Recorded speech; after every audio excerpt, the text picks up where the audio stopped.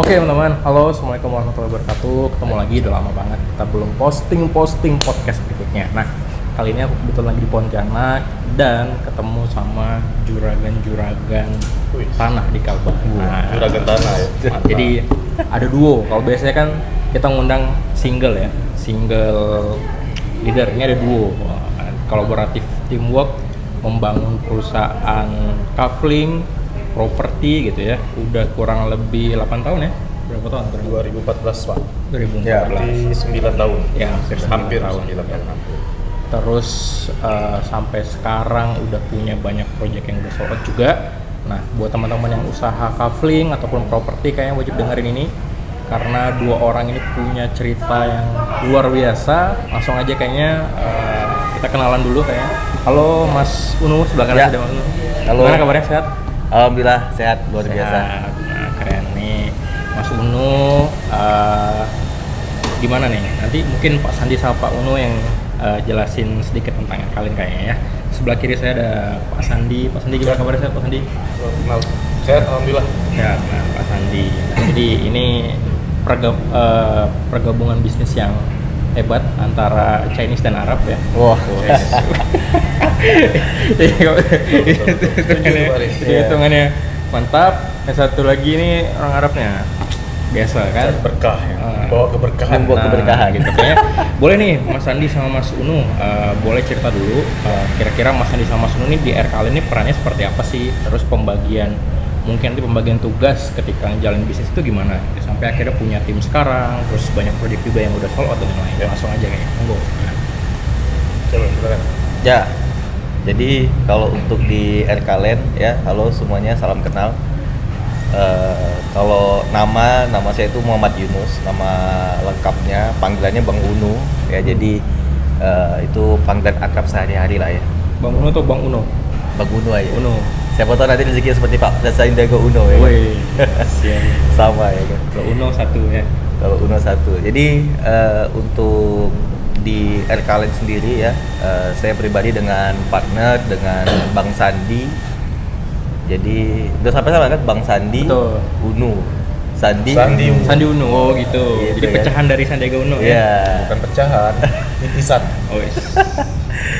Nah, kami memang jalan sudah dari tahun 2014 ya di dunia tanah kafling atau di produk atau di usaha tanah kaflingan yang ada di Pontianak atau di Kalimantan Barat, lebih tepatnya di daerah Kuburaya. Nah, ini kita udah mulai jalan dari tahun 2014 sampai sekarang gitu loh. Nanti kita cerita panjang lebar lah ya tentang perjalanan kami juga, karena memang pasti proses yang namanya bangun bisnis itu jatuh bangun gitu kan. Itu kenapa kali ini kita undang di podcast ini biar kita buka semuanya, kita sharingkan biar teman-teman semua bisa belajar juga gitu ya. Atau bahkan nanti bisa ngeliat ternyata bisnis properti tanah kafling itu tidak sesulit yang dibayangkan, benar nggak ya? Benar. Oke, tadi tuh kayaknya belum terjawab tuh perannya Pak Sandi sama Pak Unu tuh, atau Mas Sandi dan Mas Unu di perusahaan itu gimana ngebagi peran, gimana ngebagi tanggung jawab masing-masing, gimana ngebagi decision makingnya masing-masing ketika ngambil keputusan penting buat perusahaan yang lain. Monggo jawab. Bang Sandi, gantian. Ini ya, porsi berarti ya. Betul. Porsi dalam tanggung jawab dan pekerjaan. Betul. Artinya kami memulai ini dulu sendiri, tanpa tim, tanpa karyawan.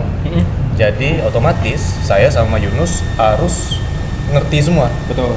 Jadi segala macam teknis, ngambil keputusan, negosiasi, apapun itu yang ada di dalam bisnis ini ya kita lalui dari nol sampai sekarang. Dan sampai sekarang kita terus berjalan ya.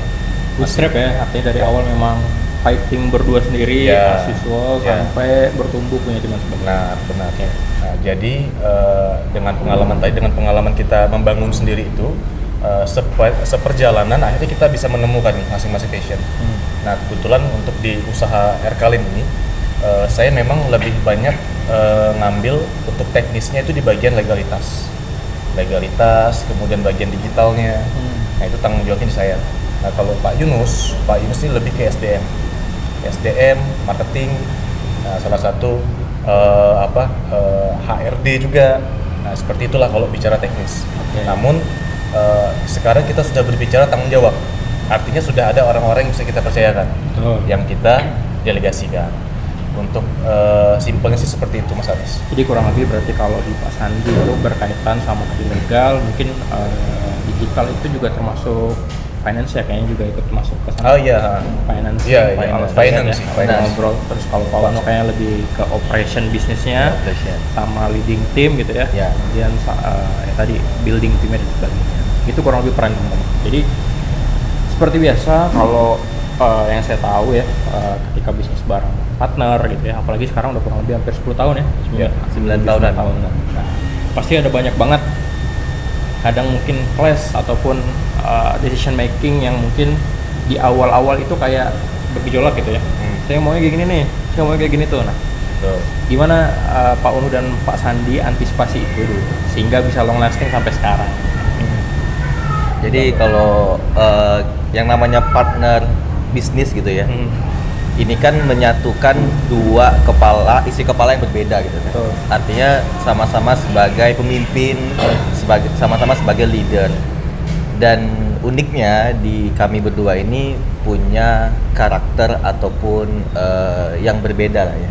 Jadi passion dan karakter yang berbeda, sehingga untuk menyatukan ini agak sedikit unik dan tidak terlalu susah lah ya. Artinya ada posisi ataupun ada passion yang memang kapasitasnya saya untuk lebih mendominasi, ada juga di momen posisi dan kapasitasnya Bang Sandi ini yang mendominasi. Jadi antara kami berdua hanya legowo saja sih.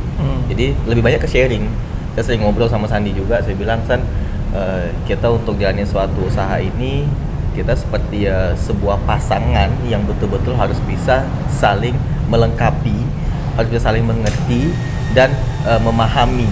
Nah, kuncinya di situ ya, sama kayak kita berumah tangga ya kan. Kita dengan pasangan istri kita di rumah, kita pasti berusaha untuk bisa menerima apapun pasangan kita gitu kan, segala kekurangan dan kelebihannya. Begitu juga dengan di usaha ini, ketika kita partner berdua, ada kondisi-kondisi memang kita harus lebih banyak berkomunikasi dan sharing. Jarang sih berdebat.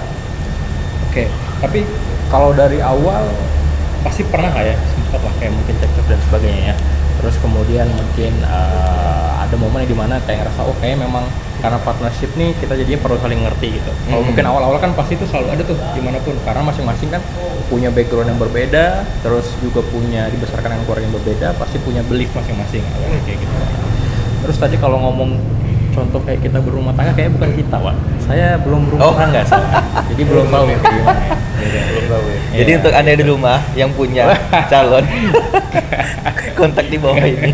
Oke, balik lagi ke sini. Nah, itu kira-kira gimana? Ada nggak sih momen-momen kayak gitu di awal-awal? Pernah lah ya? Biasanya diuji 1, 2, 3 tahun pertama. Ada lah mungkin ya. Ada ya, pasti ada lah. Artinya namanya bisnis ini kan kita masing-masing punya ego. Yes, Kita punya keinginan. Iya. Kita punya cara kita sendiri gitu kan. Nah, artinya ketika biasanya ini terjadi ini ketika ada decision yang harus kita buat penting gitu kan. Contohnya apa ya? Ntar saya ingat lama. Iya, karena tidak terlalu banyak case antara kita berdua gitu kan. Oke. Karena justru Itu bukti udah klop ya teman-teman. bro, ini kita gini gimana? Kalau misalkan tidak cocok nih ya, dah coba kita gini kan. Coba ente pikirkan lagi. Kira-kira menurut ente gini nih dampaknya gini. Jadi lebih banyak kita diskusi itu antara keuntungan plus minusnya gitu loh. Jadi kita lebih legowo kan. Oh iya ya. Yes. Karena dengan kondisi sadar kan tadi. Betul. Tidak terlalu peka terhadap ego sendiri gitu. Kalau saya lihat juga kayaknya teman-teman nih karena semuanya juga pembelajar ya teman-teman. Jadi biasanya itu kalau yang terlalu banyak les, biasanya dia misalnya partnership banyak les tuh kadang satunya orangnya pembelajar, satunya nggak mau gitu. Jadi kadang ketika bicaranya objektif untuk maju itu ya masih dia ego. Sedangkan kalau kita biasanya belajar kan keduanya, jadi oh iya betul tuh, kita kan ngukurnya dari profit, dari resiko dan segala macam. Itu mungkin yang akhirnya ngebikin ego-ego itu jadi dikesampingkan kali ya. Karena pernah juga kan kita kalau kita pernah jalani partner juga di luar dari kita berdua ya, ada teman juga yang memang kelihatan egonya luar biasa gitu kan. Artinya egonya ini nggak bisa redam, nggak bisa dikendalikan. Kita ngomong A, dia maunya B gitu. Itu kan kayaknya susah ya dan ngedongkol kan. Jadi ini ternyata ada juga orang seperti ini. Orang yang terlalu idealis gitu Bang Faris. Oke. Artinya mungkin karena sebelumnya basic kami juga sebelum bisnis bersama gitu kan, kita kan di suatu komunitas yang sama juga dulu.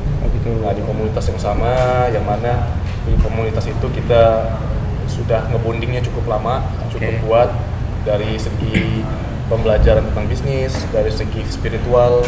Jadi kita sudah dapat village itu, ya mungkin dari situ ya lebih enak jalannya. Tapi kalau kami misalkan saya baru kenal Yunus, Abang Yunus baru kenal saya gitu kan, Ya. join bisnis itu pasti akan banyak case-nya gitu. Iya benar. Menarik. Udah saling memahami lah. Jadi sebelum Saling bisnis bareng kenal. pun udah kenal lama ya? Udah kenal lama. Tadi kalau poinnya Pak Sandi bilang udah belajar bisnis bareng, udah belajar spiritual bareng. Mm-mm. Ya. Oke, kayak ini peran spiritualnya kayaknya penting ya. Penting. Yang mungkin ya saya juga sering ketemu sama teman-teman ini gitu ya, dan memang saya ngerasa banget mereka punya spiritual yang cukup bagus gitu, dan itu mungkin yang kalau saya lihat dari kacamata orang luar itu yang mencegah teman-teman masing-masing dari apa namanya Antivirus lah itu ya. ya mungkin Egoisasian. ya, selisih lah, Selisih. Nah, Egoisasi. Ya. dan sebagainya. Egois ya, egois. Oke, good. Kita balik lagi ke poin nih, Mas Andi dan Mas Unu. Kenapa akhirnya deciding pilih usaha tanah kafling? Nah, apa nih awal mulanya? Sandi lah cerita. Oke, Andi. Kenapa tanah kafling? Karena bagi saya tanah kafling itu kan termasuk properti ya, Mas Haris ya, properti. Nah, jadi properti ini kan bisa dibilang salah satu, ada dua sih, bisa menjadi instrumen investasi dan juga bisa menjadi produk primer, sandang papan pangan. Nah, artinya ini produk yang sudah sangat dibutuhkan orang dan sangat bermanfaat dan sangat dia punya value akan bertambah di kemudian hari. Betul, tiap tahun naik ya. Tiap tahun naik. Itu pertama. Yang kedua lagi, dulu kan kami kan dari nol ya. Kami tuh pengen sekali bisa punya tanah di peta bumi ini. Ada nama kita di situ. Misalkan Mas Haris nih, Mas Haris tinggal di Pontianak gitu kan. Ada sepeta tanah itu atas nama Mas Haris. Kepengen kan? Nama jalan bukan? Nama tanah. Oh, nama Kepemilikan. Oh, oke. Nah, Sertifikat gitu lah ya. Nah, jadi di bumi ini ada punya kita gitu, ada bendera kita. Nah, itulah motivasi pertamanya kita pengen usaha ini. Kita nggak punya modal, maksudnya kita nggak punya uang banyak untuk beli tanah. Jadi kita berpikir bagaimana dengan kita bisa punya usaha tanah kafling properti, kita bisa punya banyak properti. Nah, kenapa ingin banyak properti? Karena properti tadi salah satu instrumen investasi yang menurut saya sangat-sangat aman. Oke. Gitu. Sambil minum boleh loh, sambil makan juga boleh. Ya, sambil Tadi santai ya. maksudnya adalah pertanyaannya awal mulanya itu gimana kok bisa jadi startingnya di tanah kafling? Oke, itu alasan jadi tanah kafling. Oh, iya. Tapi awal mulanya kenapa nih kok jadi bisa bisnis tanah kafling gitu? Sejarahnya berarti ya. Ya, sorry. Kan nggak mungkin ujuk-ujuk tiba-tiba langsung bisa pandai jualan tanah kan nggak mungkin. Dan langsung berpikiran, ini Ya, hebat betul. sekali nih ya untuk investasi tanah kafling gitu kan. Betul. Gimana tuh? Berarti di awal dulu kan kita sebelum buka usaha bersama, kita itu kita jadi tim Jadi tim. di perusahaan tanah kafling juga. Oke. Jadi kita ikut di perusahaan tanah kafling itu, kita menjadi marketing lah, menjadi tim pemasarannya di situ, menjadi head marketingnya gitu kan. Oke. Nah, di saat itu kita punya perform yang bagus dalam penjualan, dilirik sama investor. Oke. Nah, kita ada dilirik sama investor, diajak kerjasama. Ini sistemnya bagi hasil. Dari situ sih awalnya. Oke, jadi berawal dari berkarir sebagai marketing Ya. tanah kafling gitu Ya. ya. Terus mungkin juga karena kemampuan dan knowledge itu terus diasah, Ya. bisa dipaham tentang peluang yang bisa dimiliki community, dan kebetulan ada kesempatannya, jadilah dieksekusi ya nggak? Jadi kalau kita lihat tuh di Pontianak pada masa itu ya 2012 itu karena kami ini basicnya kan marketing ya. Kita basicnya marketing, kita sering produk apapun yang ada kita insya Allah bisa jual gitu kan. Oke. Kita punya mental, kita punya strategi, kita punya komunikasi untuk bisa menjual itu produk. Nah, di 2012 kita coba ada salah satu abang kami juga gitu kan, partner kami juga ya guru kami juga, yang mana beliau yang ngebimbing kita di dunia marketing, dan beliau memberikan kita peluang gitu kan, ada di tanah Kaflingan. Karena di Pontianak pada masa itu memang sangat besar sekali peluang untuk bisa berinvestasi ataupun punya tanah kafling di kota Pontianak.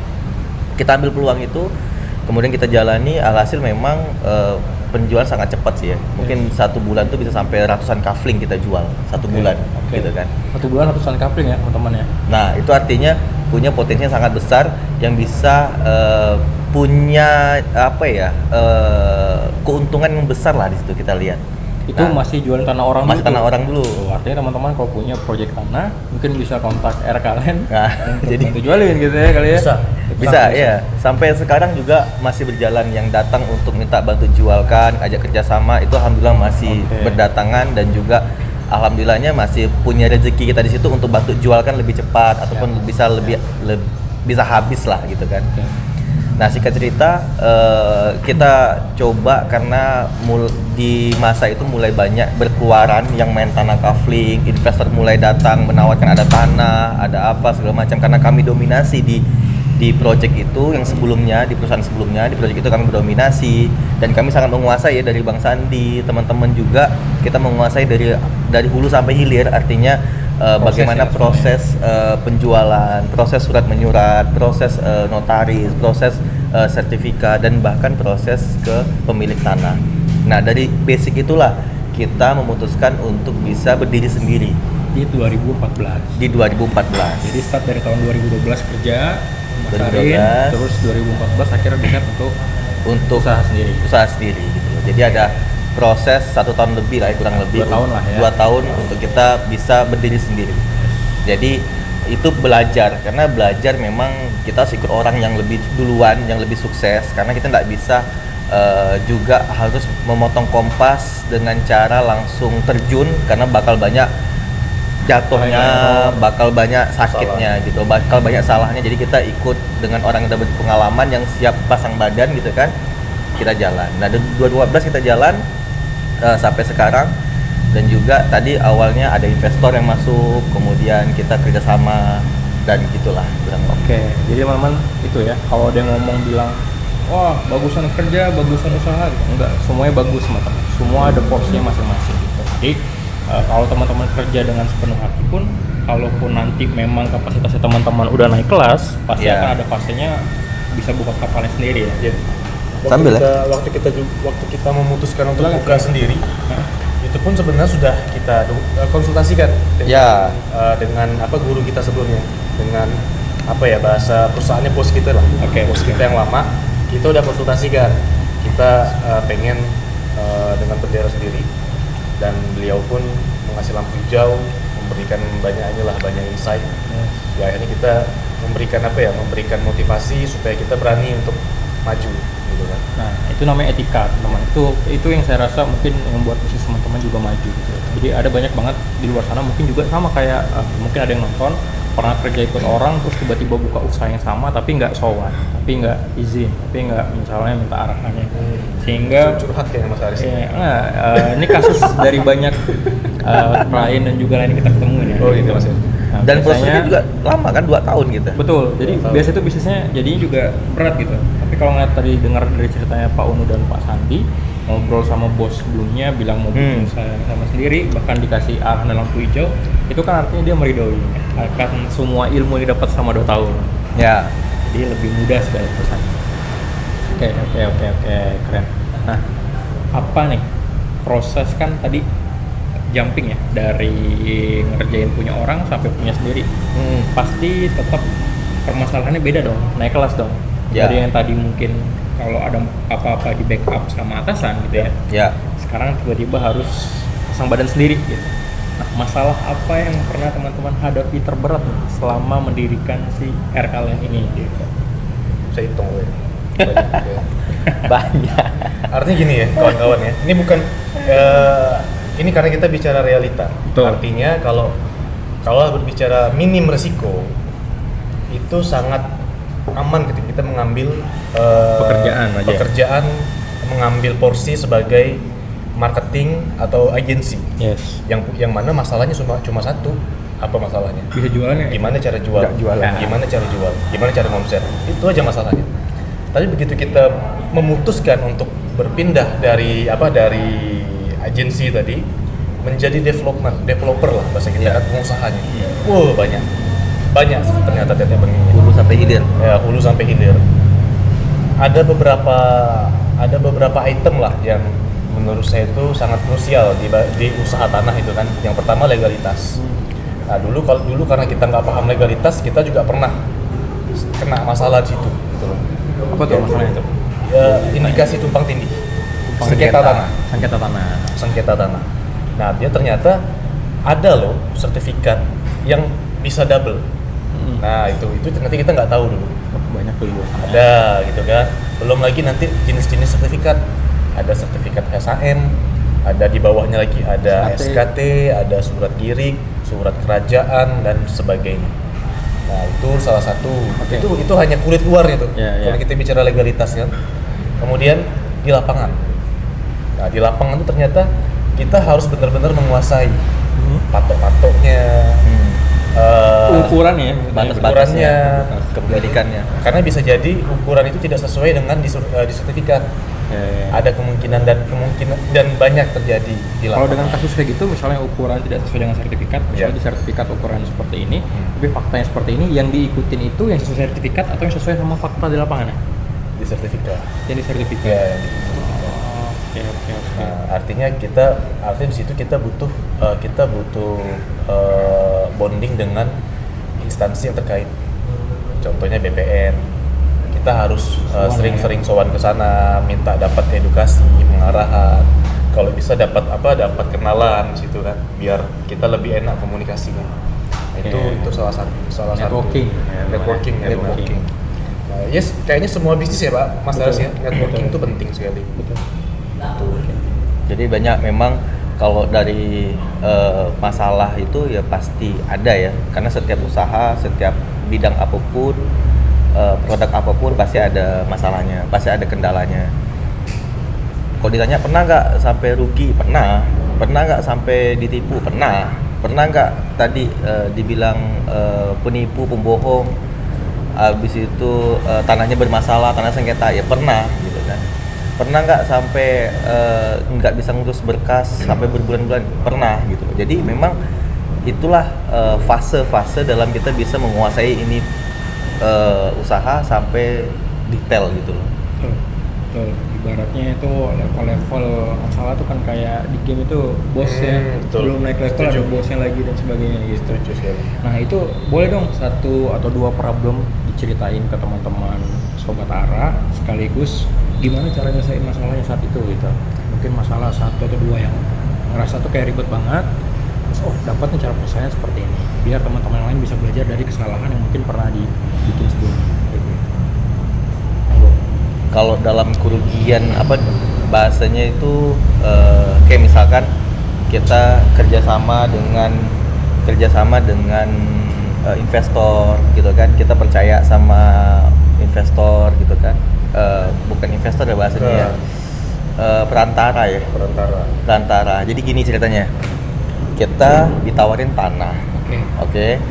Tanah anggaplah harganya 1 miliar lah ya misalkan ya, 1 miliar, kemudian 1,2 ya masa itu ya harganya 1,2 M 2014 loh, 2013-2014. Nah kemudian kita nggak kenal sama pemiliknya, kita lewat perantara ya, mediator inilah yang kita anggap nih orangnya baik, kemudian orangnya tuh sangat support kita, sangat mendukung kita setor sama uang nih sama orang ini, setor sampai kurang lebih mau 1 miliar kita sama setor sama mediator ini untuk disetorkan kepada pemilik tanah. Tapi udah pernah ketemu sama pemilik tanah? Belum pernah. Jadi alhasil singkat cerita ya, ini mediator ternyata tidak menyetorkan uangnya kepada pemilik tanah. Jadi nggak sampai uangnya ke sana. Kurang lebih 500 juta lebih lah ya. Setengahnya. Nggak sampai. Jadi pemilik tanah bingung, ini udah masuk waktu deadline tapi tidak dibayar. Kenapa nih? Jadi pemilik tanah mengambil sikap tanah ini mau dijual lagi ke orang lain. Sedangkan kami sudah kafling-kaflingkan, kita sudah jual ke pihak lain jual udah kepada konsumen-konsumen lain gitu kan. Alhasil kita pusing dong. Bagaimana ini tanah kita membalikin uang konsumen, kita harus Sebentar Pak, itu ketahuannya pas momennya kapan? Jadi kan Notaris ngasih tahu. artinya kan ketika teman-temannya rutin bayar ke mediatornya gitu ya, Ya, mediator. kan teman-teman masih beranggapan nih lancar-lancar aja lancar-lancar gitu. aja. Terus di mana sampai tahu akhirnya momen, oh ini kayaknya ada masalah nih gitu, oh ini kayaknya kok jadi kayak gini dan sebagainya, itu gimana tuh indikasinya dan Itu kita ketahuan karena kita kan ada kerjasama dengan notaris kan. Akad jual belinya kan pakai nama kita. Oke. Nah itu salahnya. Kita akad jual beli pakai nama kita, tapi uangnya itu nggak sama kita. Kita setor ke mediator tadi. Nah saya bicara dulu sebelumnya. Kenapa kita percaya sama mediator ini? Mediator inilah yang membantu kita supaya tanah itu bisa ditempo. Oke, Tempo negosiasi ya gitu. sekitar berapa bulan lah gitu. Lupa saya 6 bulan atau 6 bulan nggak salah. Nah, 6 bulan kan, artinya 1,2 M 6 bulan. Nah, kita bisa selesaikan 3 bulan, 3 sampai 4 bulan. Bulan Januari itu harusnya udah lunas. Kita disetor 1,2 M, yang disetor cuma 650. 550 juta tidak disetor Oleh dan mediator. ya pemilik tanah nomor satunya pemilik tanah itu lapor ke notaris. Ya, Saya ya. belum terima uang, Oke, tapi tanda AJB udah tanda tangan nih katanya. oke. Saya mau tarik ya surat sertifikatnya, saya mau jual ke orang. Di notaris kaget. Akhirnya notaris karena AJB-nya nama kita berdua, kontak kita langsung. Dikasih tahu lah kita ternyata tanah ini tidak dibayar. Di situ kita shock. Ya. Nah, saat itu saya baru pulang umroh, Pak Aris. Mas Aris, saya pulang umroh, Bang Yunus yang backup kan. Biasa kan kalau kita pulang umroh kan pengen dengar kabar bagus, Betul, kan? betul. Kabar bagus. Disambut ya. Ini langsung kasus ya kan. Langsung disambut masalah. Ada proyek baru. Tahu-tahu katanya ada ini duit dilarikan gitu kan. Ya, Waduh. ya. Terus. Tapi itulah pembelajarannya. Artinya dalam urusan uang, saya yakin dimanapun kita, usaha apapun kita tidak bisa main percaya saja. Biar kata itu orangnya baik, mau Pak Ustadz sekalipun, artinya kita mau tetap hati-hati, tetap ada hitam di atas putih. Nah, salahnya kita di situ sih. Kita terlalu percaya dan akhirnya kena. Cara Baru mengusahainnya? memulai usaha. Baru mulai. Itu baru memulai. Itu project pertama? Project pertama. Project pertama, Pak Aris. Shock dong. Langsung kena 550 juta. Dalam artian 550 juta itu Plus pengembalian uang kalau konsumen batal kan? ya. Kalau saat itu memang sertifikatnya ditarik. Ya, jadi itu permasalahannya, satu harus bayar ke pemilik tanah. Ya. Bayar ulang. Ya. Bayar ulang lagi. Dua, yakinin si customer yang udah beli untuk Aman. ini akan aman-aman saja Ya, ya. selesai. Nah, yang ketiga juga gimana caranya ngejar orang yang bawa uang ini gitu. Ya. Ya. Nah, terus solusinya gimana tadi tuh? Benar. Selesainya gimana tuh? Kita sambung di pesan-pesan berikut ini. Nah, kita selesaikan di sini langsung. Apa yang terjadi di meja ini tetap di meja ini. Oh gitu Oke, ya. ya. Artinya gini ya. Artinya masalah tuh kan banyak kan tadi. Betul. Perihal apa tadi tuh? Uang yang dilarikan. Uang dibawa lari, Kak. Uang Uang dibawa dibawa lari. lari. Kemudian ada konsumen yang komplain. Betul. Jadi masalah pertama itu Pak Mas Haris. Masalah pertama jadi ya solusinya saat itu ya cuma satu. Solusinya kita jual kafling sisa untuk bayar uang tanah dan untuk persiapan pemecahan sertifikat. Nah itu aja. Nah oke, kita jalankan. Nah ternyata seperjalanan kena lagi bertubi-tubi masalah. Tanah kita ternyata indikasi tumpang tindih. Tanah ini udah dijual sebagian, uangnya dibawa lari sebagian, tanahnya bermasalah. Kan double combo, triple combo. Artinya apa? Setelah 1 tahun jalan, konsumen bertanya, dulu kan kami janjikan setahun. Karena kita cuma percaya aja nih, pemecahan tuh 3 bulan jadi, 6 bulan jadi. Ternyata tidak seperti itu, Mas Fakta Haris. di lapangannya gitu Tidak ya? seperti itu. Pokoknya beda jauh lah. Beda jauh. Oke. Di lapangan. Nah, 3 masalah itu terjadi setelah setahun kita jalan. Di 2016 sudah mulai banyak konsumen berdatangan minta. Sertifikatnya. Dia minta Ya, sertifikatnya, aku udah lunas keterangannya. nih. Saya sudah bayar lunas, mana sertifikatnya? Akhirnya ada beberapa yang kita balikin. Nah, disitulah momen-momen memang beratnya di situ. Ujiannya di situ ya. Teman-teman mungkin bisa bayangin ya, yang tadi saya bilang kita usaha kena tipu, tanahnya udah kita jual, sertifikatnya ada indikasi bermasalah, Tumpang tindih. nah, konsumen minta Kembali haknya. uang. Jadi ketika pelunasan Ya karena 500 uang udah juta. dibawa lari nih, ya mau nggak mau habiskan kafling yang ada, Jadi bayar ulang. uang nih di perusahaan udah habis, tapi sisa Stok aset tanah, stok gitu. aset tanah. Jadi Jadi beberapa coupling gitu ya. ya, jadi jual itu. Dulu saya ingat itu berapa saldo dia yang waktu ditagih itu, sisa 7 juta saya pernah megang, sisa 7 juta tapi utang 500 juta. Oke. Nah itu Tapi aset coupling tadi sisa. Tapi asetnya asetnya masih masih ada, asetnya masih banyak. lupa saya berapa, ada Jadi, puluhan lah. Fokusnya di situ. Jadi kita minta tempo lagi sama pemilik tanah sabar dulu. Kami berusaha Tapi untuk ini setelah mediasi jelasin masalahnya. Sudah. Men. pemilik tanah juga memahami ternyata orang yang mediator ini lari kan. Oh, tapi pemilik tanah ini kenal nggak sama mediatornya? Maksudnya nyari nggak dia? Kenal. Dibiarin gitu aja bisa. Karena memang ini Pak Mas Haris, ya artinya urgensinya apa beliau ngejar itu gitu loh. Harusnya sih kita yang ngejar. Oh gitu. Karena kan pemilik tanah pengennya tanahnya dilunasin aja. Oke. Dia nggak mau ikut campur urusan Nggak itu mau kan ikut ya. campur urusan. Istilahnya ya siapa suruh kamu Percaya dia, percaya gitu. sama dia Oh, gitu kan. oke. Kalau lah dia jahat, kalau lah tuan tanah ini nggak mau peduli gitu. Tapi kondisinya juga berat ya. Artinya pemilik tanah ketika sudah tahu cerita kita seperti apa, kita punya masalah seperti apa, beliau memang kasih waktu, tapi beliau juga ngejar-ngejar, juga nekan kita, mana uangnya. Jadi Pasti ya, pressure di situ ya. sangatlah tertekannya di situ gitu kan. Nah, jadi kondisi-kondisi itu memang yang harus dilewatkan. Bahkan sempat Bang Sandi itu juga berjalan sendiri ketika saya sempat berangkat ke Bogor juga, ada ikut pendidikan, ada ikut belajar lagi. Sehingga di kondisi-kondisi itu Bang Sandi juga sendiri untuk mengurus itu semua, dengan kondisi bahkan ada indikasi tanah tertimpa, tanah bermasalah. Nah, jadi kondisi itulah mungkin memang sangat pahit ya kalau saya rasa, karena memang punya masalah yang harus diselesaikan begitu besar di awal kita mulai. Nah, singkat cerita memang kita harus menjual tanah itu, solusinya semampunya, sedapatnya, sehingga bisa membayar ulang. Jadi artinya sudah kita store 5 juta lebih, kita setor lagi 5 juta lebih lagi, berarti kurang lebih 1 miliar kan 1,7 M yang Tapi kita itu keluarkan. tanahnya cukup ya? Artinya dari Tanahnya sana cukup. untuk nutupin itu semua. masih cukup. Artinya itu keuntungan yang kita Keuntungan. buang lah. Ya. Iya. Artinya memang Tuhan juga ngasih masalah sesuai kapasitas hambanya ya. Seperti itu. Kapasitas. Luar biasa Iya, itu. ya, itu mungkin itu memang untuk naik kelas kali ya. Betul. Tapi tadi saya dengar pas ini masalah, Mas Andi nyelesain, Mas Unu lagi belajar ke Bogor. Saya ke Bogor. Nah, itu gimana tuh Mas Andi? Ketika ada masalah justru waktu itu lagi pisah sama partner ya. Biasanya kan kalau di krusial kayak gitu tuh mungkin pusing, Ya. pressure banyak ya kan, butuh teman justru untuk diskusi, butuh teman untuk apa namanya mungkin cari ide apa nih yang kita harus kerjakan kayak gini-gini gitu kan. Jadi harus menghadapi sendiri. Itu gimana Mas Andi ngadepinnya? Terus gimana cara ngelola biar tetap hubungan tetap baik walaupun ditinggal Mas Unu nih lagi belajar dulu tuh gitu. Iya.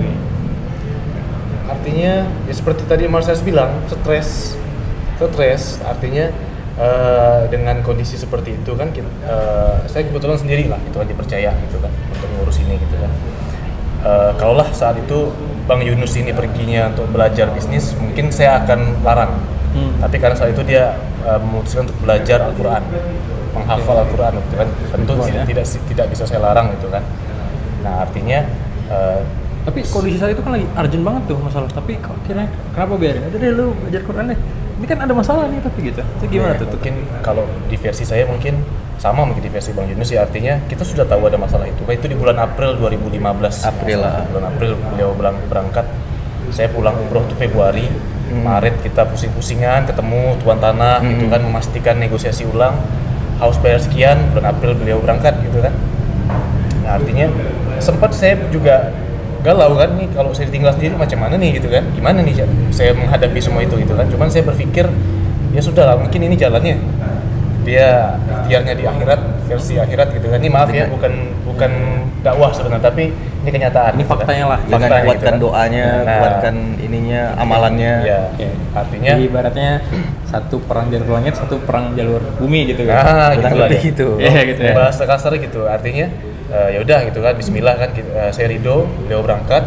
Artinya saya yakin lah, selama saya pun tidak pernah ada niat, kami tidak pernah ada niat untuk menipu, Iya, memulai betul. usaha ini. Jadi saya yakin, Untuk lari, untuk nipu tuh enggak. saya yakin kalaulah saya niatnya betul, pasti saya akan di backup, pasti saya akan ada jalan keluarnya gitu. Betul, Walaupun prosesnya tetap ada sakitnya gitu kan, tetap ada sakitnya. Itulah seperti yang Mas Haris bilang, itulah ujian pembelajarannya. Apa sih bahasanya?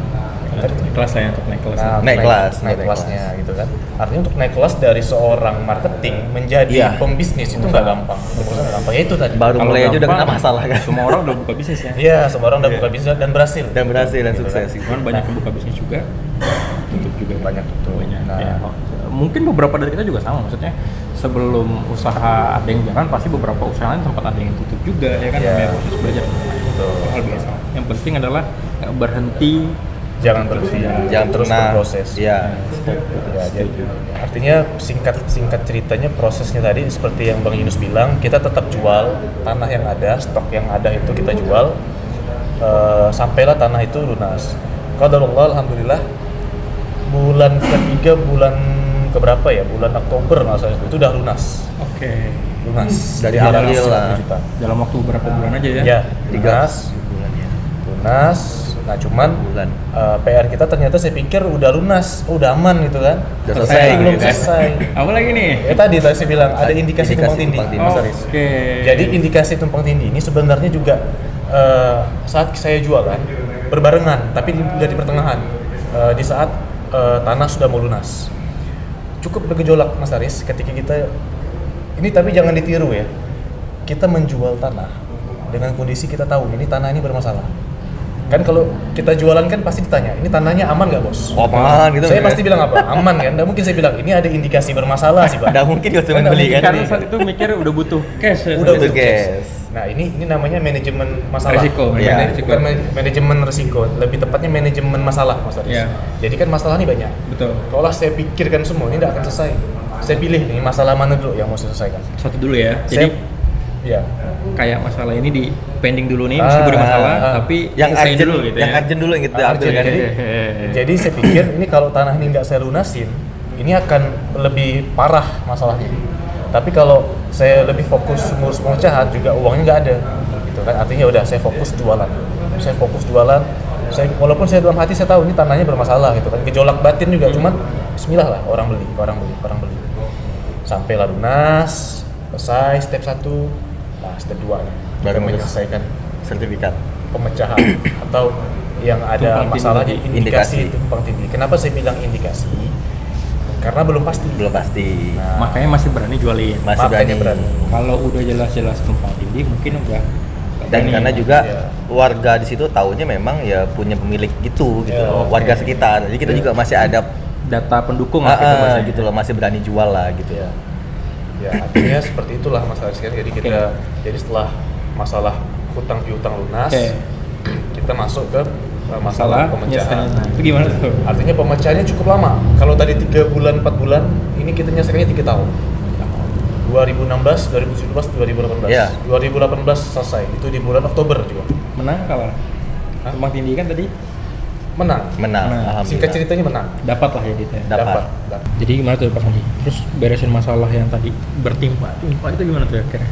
Ya artinya tadi seperti yang kita bilang, kita harus setelah hutang lunas, kita mulai ngebonding. Ya. Kita mulai main ke BPN. Itu, Netbanknya. jadi main ke BPN itu ya banyak juga masalah yang tidak langsung gampang ya. Kita ke BPN langsung selesai.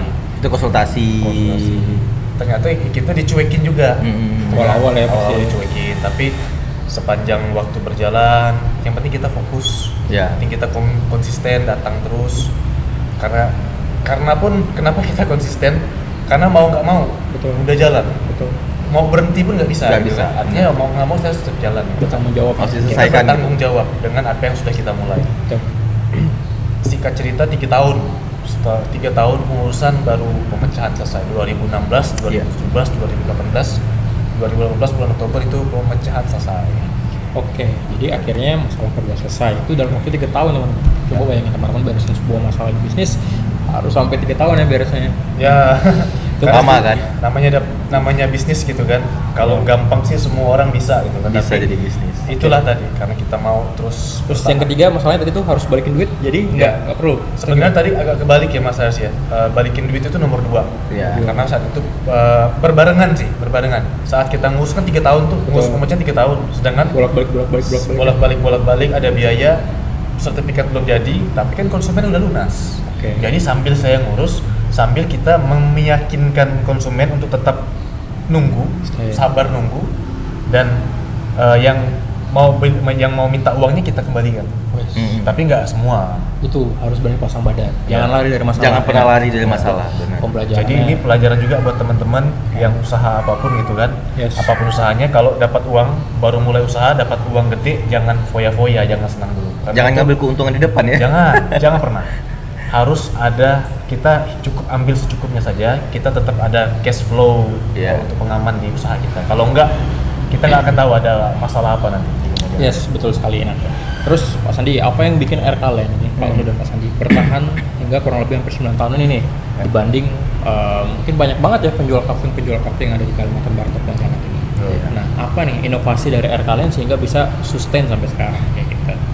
Jadi kalau berbicara tentang scale up usaha, kita selalu berusaha kan belajar, karena sampai sejauh ini juga saya dengan Sandi ini terus belajar ya, bagaimana kita bisa mengembangkan usaha ini jauh lebih baik lagi, jauh lebih hebat lagi gitu kan. Minimal kita bisa ada sesuatu yang baru gitu loh. Nah, jadi di Erkalen ini sejauh kami berjalan dari 2014 sampai 2023 saat ini, dulu awalnya kita buat konsep kafling ya. Jadi kita bertahap ya. Pertama kita buat kafling kosong. Kemudian mulai banyak pemain ataupun pesaing-pesaing kompetitor yang bermunculan juga, mereka jual kafling yang sama.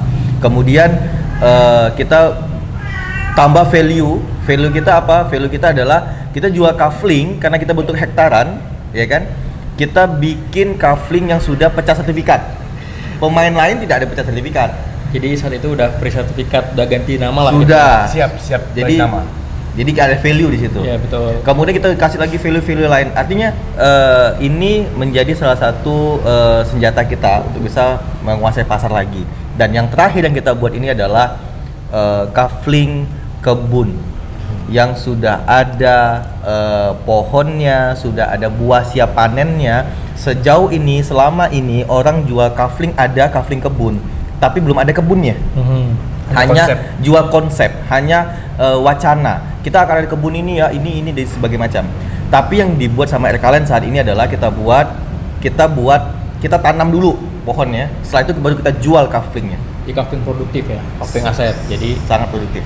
kafling itu bisa ngasilin buah dan uang dari hasil panennya. Dari hasil panennya. Jadi walaupun konsumen yang beli tanah kafling dengan cicilan, mereka ada dapat keuntungan dari bagi hasil buah, itu bisa juga bantu cicilan itu gitu. Oh, jadi tanah kaflingnya sekarang dijual, bisa dicicil, Bisa dicicil, terus juga dari Dapat bagi hasil. panennya bisa dapat bisa dapat bagi uang hasil. juga. Wah, Dapat cerdas buah banget. juga. Berapa sih sekarang harga kafling satu? Kita jual dengan DP ataupun uang muka di awal untuk kredit ya. Kita jual dengan harga 3.500.000 ya. DP awal 3.500. Murah sekali, 3 juta. Sangat Murah murah. banget. Mas Haris ini yang nonton konser sekali nonton berapa? Iya, paling 11 juta. ya. 11 juta, 5 Paling murah juta. 5 juta lah. Paling murah 5 juta. Itu hanya untuk 1 jam atau 2 jam gitu kan.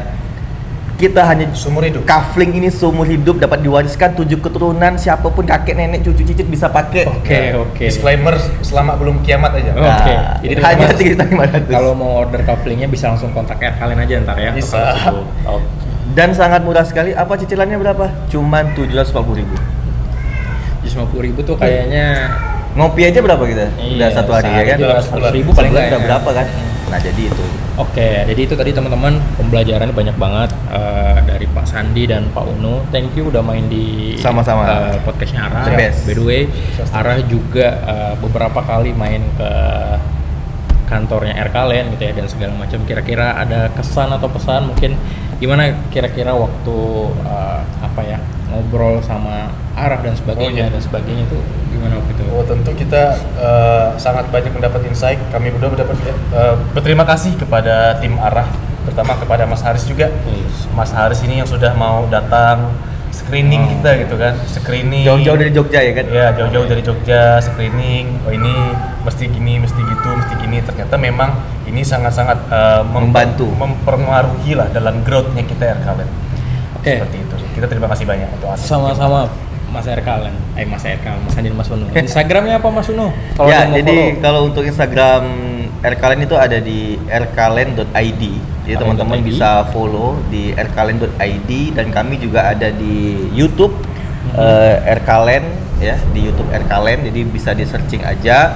Dan di sana juga kita banyak memberikan video tentang edukasi investasi tanah kafling yang aman, yang baik seperti apa, dan juga konten-kontennya yang pasti beredukasi. Nah, kalau untuk Instagram kami berdua nanti bisa di Bang Unu, BG.Unu, dan Bang Sandi, Bang Sum Unu. Sandi ya. Dan @sum_sandi.